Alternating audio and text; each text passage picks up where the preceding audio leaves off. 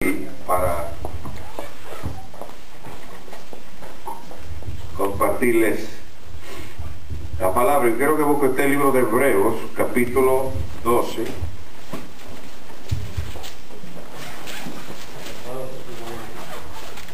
Hebreos 12. Bendecido sea el Señor. Oh, gloria a Dios. Hebreos 12, no sé por qué todas las porciones de la escritura que el Señor me está dando en estos últimos días me inclinan a la cruz. Y dice así, en el nombre del Padre, del Hijo y del Espíritu Santo. Amén. Por tanto nosotros, verso 1, por tanto nosotros también, teniendo en derredor nuestro tan grande nube de testigos, despojémonos de todo peso y del pecado que nos asedia y corramos con paciencia la carrera que tenemos por delante, puesto los ojos en Jesús, el autor y el consumador de la fe, el cual con el gozo puesto delante de él sufrió la cruz, menospreciando el oprobio, y se sentó a la diestra de Dios. Considerad aquel que sufrió tal contradicción de pecadores contra sí mismo, para que vuestro ánimo no se canse hasta desmayar. Porque aún un poquito, porque aún no había resistido, porque aún no habéis resistido hasta la sangre combatiendo contra el pecado, y habéis ya olvidado la exhortación que como hijos se nos dirige diciendo: hijo mío, no me menospreciéis la disciplina del Señor, ni desmayéis cuando eres reprendido por él, porque el Señor al que ama disciplina y azota que recibe por hijo. Si soportáis la disciplina, Dios os trata como hijos, porque ¿qué hijo es aquel a quien el Padre no disciplina?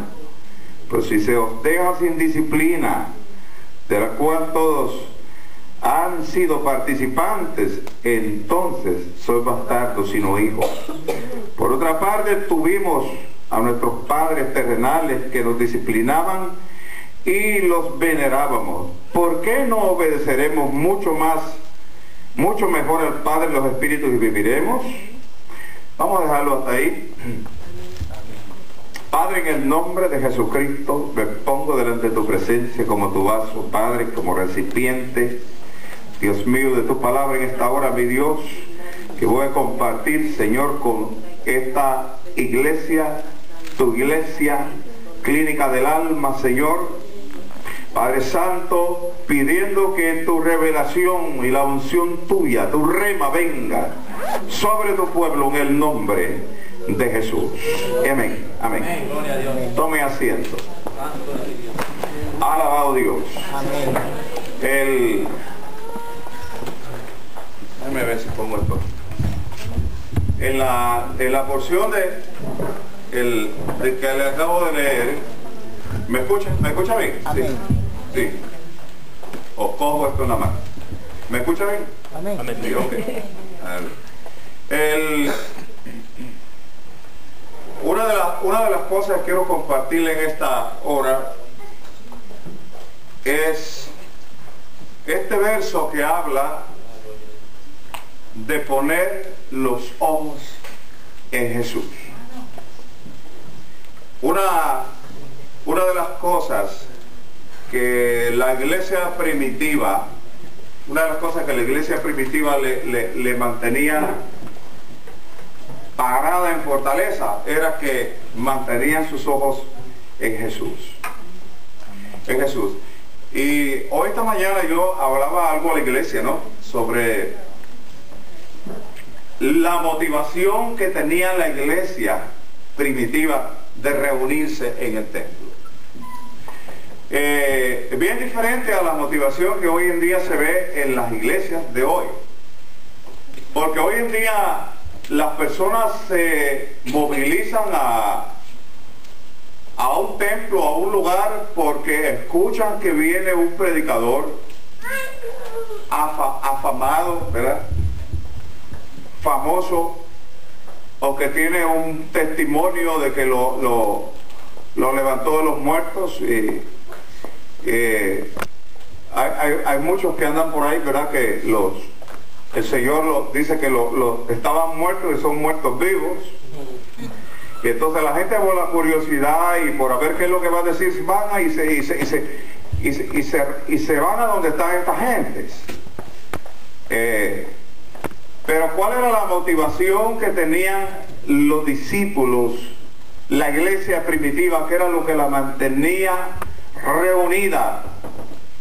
No iban ellos tras ver a una persona, sino que había algo muy particular que ellos les motivaba a llegar al templo. Y dicen que ellos participaban en la doctrina de los apóstoles, está en el libro de Hechos capítulo 2, amén, en la comunión unos con otros. Hay 4 cosas bien importantes que nos ayudan a tener nuestros ojos puestos en Jesús. Fíjese, se reunían, participaban en la comunión los unos con los otros, perseveraban en la doctrina de los apóstoles, en el partimiento del pan y en las oraciones. 4 cosas bien importantes que en el tiempo de hoy prácticamente no se están practicando como se practicaba en la iglesia primitiva. Y entonces algunas practicamos una, otros practicamos otras, pero ahí se practicaban las 4. Pero la más, mire, la más profunda de todas era que a ellos los reunía el deseo de participar del partimiento del pan, que era prototipo de la cena del Señor. Eso era lo que hacía que ellos mantuvieran esa comunión con el resto de la iglesia, y esa era la motivación, que de donde estuvieran se apresuraban para llegar, especialmente cuando era el día de Pentecostés. Toda la iglesia se daba cita, porque ese día era el día en donde se celebraba el partimiento del pan, oficialmente. Pero algunas iglesias lo mantenían constante, por lo menos la iglesia de Troas. También ahí pues vemos al apóstol Pablo, que él está ahí y él sabía que ellos cada 7 días se reunían para compartir la cena, partían el pan y lo compartían, y eso los mantenía en comunión.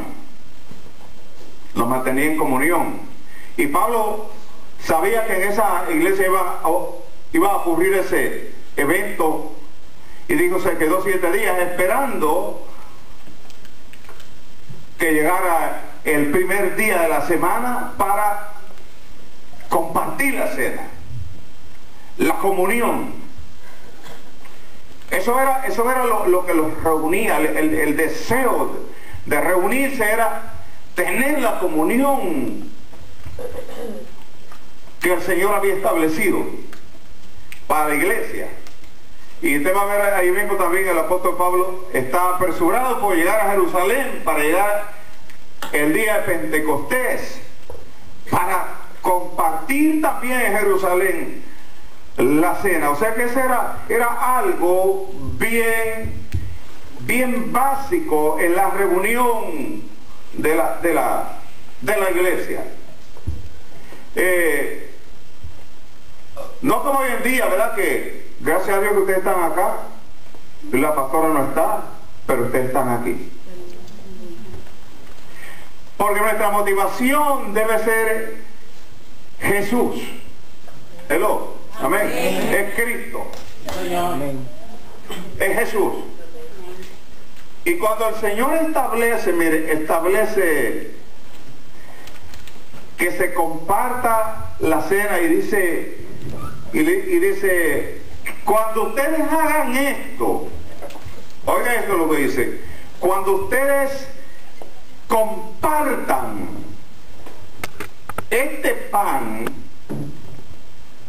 y este vino, que de hecho él dijo, este pan es mi cuerpo, óigame, a veces vemos y dice, este pan es mi cuerpo, alabado Dios, y este vino es mi sangre. Gloria a ti, Jesús. Yo estoy compartiendo eso porque eso lo compartí en la iglesia y a mí mismo me impactó porque no se le da el valor que Jesús quiere que se le dé a eso. Y era la forma como también Cristo quería que la iglesia se mantuviese unida, porque si todos tomaban la comunión, oye esto, todos tomaban la comunión y todos bebían la sangre y todos comían el pan, de esa forma Jesús mantenía la iglesia unida. Gloria a ti, Jesús. Aleluya. Unida, y no perdían de vista lo que Jesús había hecho. Santo eres. Y yo siento así, ¿no? De una forma bien especial. No perdían de vista lo que Jesús había hecho. Aleluya. Porque tendemos a olvidarnos. ¿Cuántos entienden esto que estoy hablando? Tendemos a olvidarnos. Aleluya. A veces se nos olvida hasta un milagro que Cristo ha hecho en nuestra vida. Gloria a Dios. Habla, papá. Y yo tengo unos cuantos añitos de servirle al Señor. Y he visto tantas cosas, y lo que le hablo son cosas que he visto, no me las han contado. Se nos olvida que Jesús nos sanó de un cáncer. Gloria a Dios. Aleluya. Y que estamos en el momento cuando el médico determina que nos quedan unos días. Entonces nos entra un espíritu de oración. Aleluya.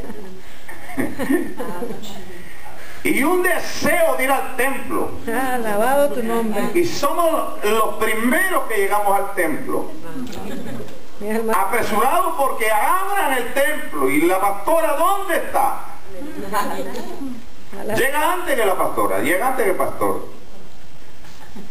¿Por qué? Porque está esperando que el Señor haga un milagro, porque le han dicho que se va a morir en unos días. Aleluya. Y nadie quiere morirse, ¿verdad? ¿Cuántos quieren morir aquí? ¿Para qué voy a querer morirme yo? Si Dios me ha dado la vida, ¿para qué yo quiero morirme? Si Él me hizo nacer, Él me va a llevar en el momento cuando quiere que me llevarme. Pero yo no tengo prisa en irme. Hay mucho trabajo que hacer, hermano.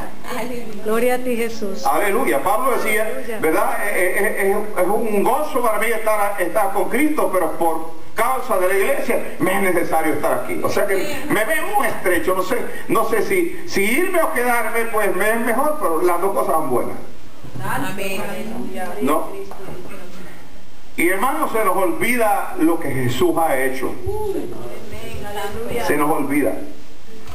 Por eso que cuando nosotros leemos esta escritura que le he leído, nos inclina, mire, nos inclina a que la única forma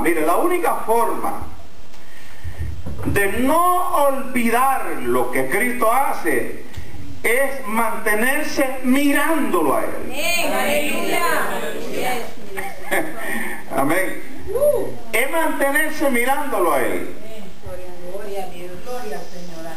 Mire cuál es la inspiración suya. Yo siempre busco ver que la